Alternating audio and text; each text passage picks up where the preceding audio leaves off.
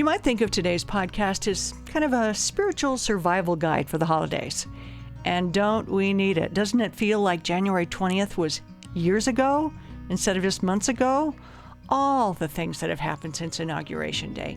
Huge swaths of people, from federal workers clobbered by Elon Musk and his Doge crew, immigrants of many backgrounds, people who might look like immigrants of many backgrounds, trans kids and their families, and then nonprofits and research institutions and people in need all across the world whose aid has been cut off.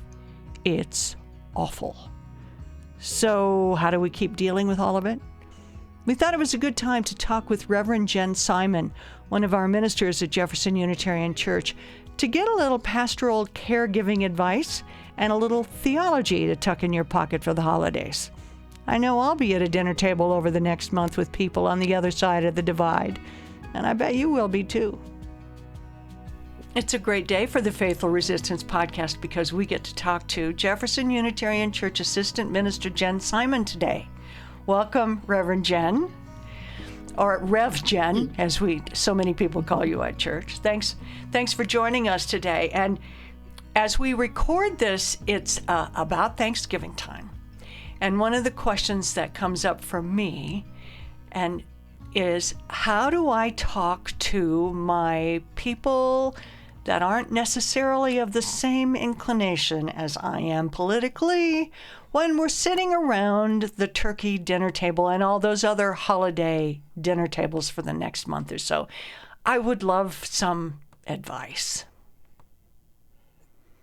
Yeah, so a lot of us find ourselves in this situation with family members who are perhaps on the other side of the political aisle. And things have gotten really, really polarized in this country. I expect you've noticed. And so a couple of things. The first is that you don't necessarily have to engage, and that's a matter of just knowing your family and knowing your people. Sometimes people are just so entrenched that they're not going to hear you. But if you have the opportunity, I would say, first off, it's a good idea to listen to their concerns. You know, I don't agree with a lot of what my conservative family says, but I also recognize that the things that they are saying stem from real fears. So, um, you know, I don't believe that immigrants are taking our jobs or that they're, violent criminals. Most of us don't who are listening to this podcast. But the fears about jobs are real. The fears about not being able to live in a way that's comfortable and healthy and supportive are real because, our economy is not being kind to most of us, really. And so possibly a route could be, I hear you. I hear that you're worried about your job. I hear you um, about being worried that you won't be able to support yourself. And then I would arm myself with some facts about the job situation, um, about whether or not immigrants truly are that threat that they're being portrayed as. And, your person may or may not be willing to listen to that, but going armed with some of the facts about that, some of the facts about our unhoused neighbors as well, some of the facts about crime rates among U.S. citizens versus immigrants, which I can't give you the numbers right now, but if you look them up, those statistics are easily accessible, and show that actually the violent crime rate among immigrants, documented or not, is lower than it is for the U.S. population at large.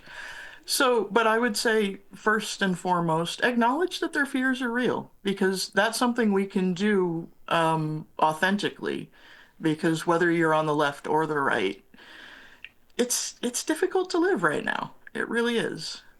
And being willing to be open like that, I don't see how it can't help, because we've demonized the other side, and the other side has demonized us so much that being reasonable and listening has got to be a positive. Just listening has got to be a positive. Absolutely, and I think that's really important for us as Unitarian Universalists to recognize that, yeah, this is rough. This situation is hard. And of course, first and foremost, we want to be protecting the vulnerable. But also, we believe in the inherent worth and dignity of every person. We believe in our values of love and pluralism. And if we're really living into those, we believe that even the folks who are doing some of this horrible stuff to our immigrant neighbors have inherent worth and dignity and value. And so speaking to their hearts makes a lot more sense, I think, as Unitarian Universalists than speaking to their heads or their emotions or anything else. And even pointing out, it doesn't have to be right in their face, but casually, that we do all have things in common, even though we may have Yeah, different political points of view. indeed. And another point that occurs to me about this is that we come out of two Christian traditions, and we have that language. We talk about, sometimes we talk about God or the divine. Some of us believe in God, some of us don't. But we arrived as Unitarian Universalists at our current theology through Christian means. And when we used the word salvation, we meant in this lifetime, because we didn't believe on the Universalist side that there was a hell. And and on the Unitarian side, we believe that, everybody has a spark of the divine inside them. So when we talked about things like salvation, we were talking about the ability for human beings to make our situation better for everyone in this lifetime. And when we talk about faith, we talk about faith in us as human beings, as God's hands in doing that work.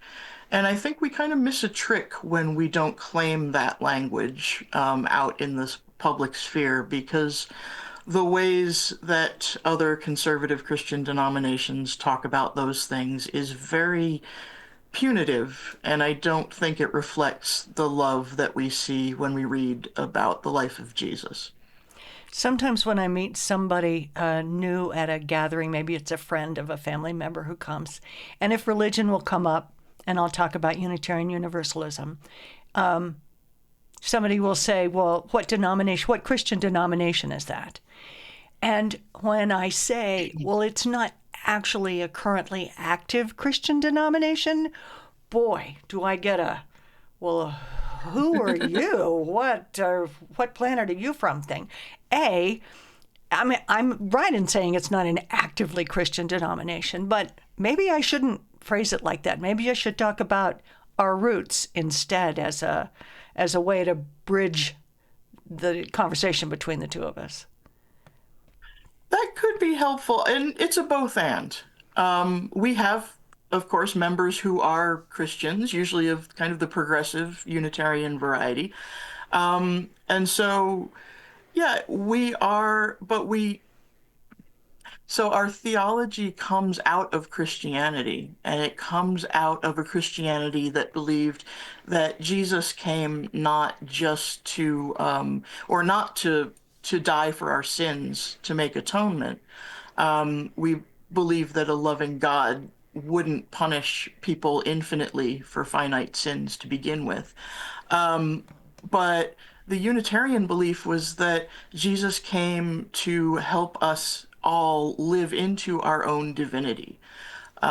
Because as human beings, we all contain that spark of the divine, or however you want to phrase it. That's kind of Christian language, but it's a sentiment that exists in lots of world religions.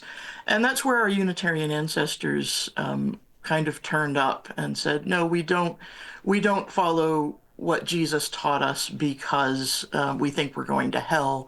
We think that we need to be redeemed. We follow what Jesus taught us because we are trying to live into the whole and holy divine people that we are. And so, yeah, I think using that language in that way can at least make people think about how they view God and human beings. Whether it changes their mind, who knows? But it's definitely a different perspective that a lot of people haven't considered. What do you, there's no real answer, definitive answer to this question, but I wonder what Jesus would have thought about faithful resistance. Well, yeah, I like to think he would have really enjoyed it because that was his jam, right? He was a Jew growing up in occupied Judea, occupied by the Romans, um, and his message was very subversive for the time. You know, the Roman society was very hierarchical, very patriarchal, very warlike, and Jesus was in direct opposition to that message, so much so that eventually it was the Romans who crucified him, right? But yeah, Jesus was a rebel through and through. And there are a lot of us who are trying to be rebels now. We're not a year in, but God, it feels like 10 years since January in some way. How would you assess the most troubling challenge that we have right now to address with faithful resistance? I know there are many. Where do you go when you hear that question? There's so much going on. And there are so many communities still that are very vulnerable right now, continuing to be under attack. Immigrants, documented and undocumented, even U.S. citizens who are BIPOC, or specifically Latinx, Spanish speaking, are really still feeling targeted. They really are still targeted. So that is one of the first things that comes to mind, as well as in this week of trans remembrance. Over 300 trans people have been killed this year just for being trans. And so protecting our trans and LGBTQ siblings is also at the top of mind. And also thinking about this, it's a question. The reason that I'm not a politician and I'm a minister is that at the heart of this is a lack of recognition of that internal divinity, right? And so, what comes to my mind as a minister, first and foremost, is how do we spread that message? How do we make it so we have a society that recognizes that each and every person, no matter what their identity, is whole and holy and divine? And, faithful resistance doesn't necessarily always address that question directly, but it's always addressing that question in the question of how do we support these folks? How do we help our brothers and sisters who most need it right now? Fighting doesn't always have to be attacking. It can be Yeah. affirming and Mhm. and and being assertive in the positives of our Mhm. of what we want to do. Absolutely. Are you seeing fatigue yet among congregants yourself in this Oh, fight? absolutely. It has been a long 10 months or so. And that is one of the messages that I know Reverend Wendy and I try to regularly speak from the pulpit, that we all need to be a part of resisting what's happening right now, and we all also need to take care of ourselves and of each other. And it is okay to step back for a minute. It is okay to not constantly be doing everything everywhere all at once, right? And we all have a sense of urgency around this because people are getting hurt. And we don't want to be part of the people getting hurt, right? We want to make sure that when we need as human beings to have some rest, that we do that. We take a step back, we breathe for a little while. It's the parable of the choir again, isn't it? It's, when a choir sustains a long, long note, people can't just do that on one breath. And when you need to take a breath, step out for a second, take that breath, and then hop back in when you're ready, right? Because we do need all of us, but we need all of us whole and rested and healthy. And that goes for ministers too, because you have to not only take care of yourself, you have this flock that's absolutely. Yeah. I'm no good to anybody if I'm not rested. Yeah. How do you take care of yourself? Oh, I like to, there's a lot of things I like to do. I'm not always as good at taking care of my body as I might like, but I'm trying to be better. So I'm trying to take walks. I'm trying to meditate. I am trying to, just have downtime with loved ones.